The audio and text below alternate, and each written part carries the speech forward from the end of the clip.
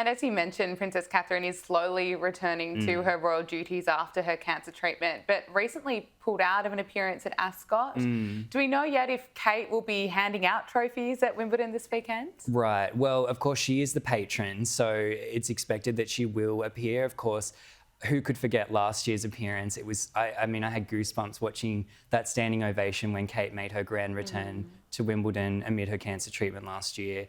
It was the first time we'd seen her in months, and it was a last-minute thing again. And I think it'll be the same this year. I do believe that she will show up. I think that the fact that she's only really been present during the first day of the French visit, I think that probably suggests that she is planning to sort of conserve her energy and really focus on Wimbledon. We know it's a very important charity that, not a charity, but a patron role that she's in, because she's a huge fan of tennis. You know, it was one of her favourite pastimes, you know, before a couple of years ago. We would see her at Wimbledon, you know, a few times every year. So I think she will rally for this. I think that she takes it very seriously, and it is very special to have the Princess of Wales handing out the trophies. So I'd be pretty confident that she'll show up, but I think it's going to be one of those things. It'll be very last minute. She'll make her entrance, and looking forward to it.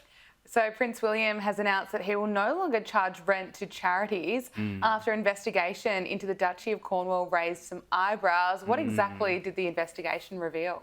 Yeah, so this was a big report that came out into the Duchy of Cornwall, which is, of course, essentially, as Prince of Wales, William draws a salary, or I guess you could say an income, from the duchy. It's a huge sort of land holdings across England. That's really where the royal family gets a lot of the money that they use for their own personal use.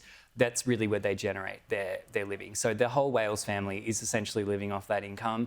And it is through collecting rents on the land and things like that. And there was a report that came out recently. It really drilled down into how much money they're making, and it's a lot. You know, it's something like £23 million that William is generating each year from the Duchy of Cornwall.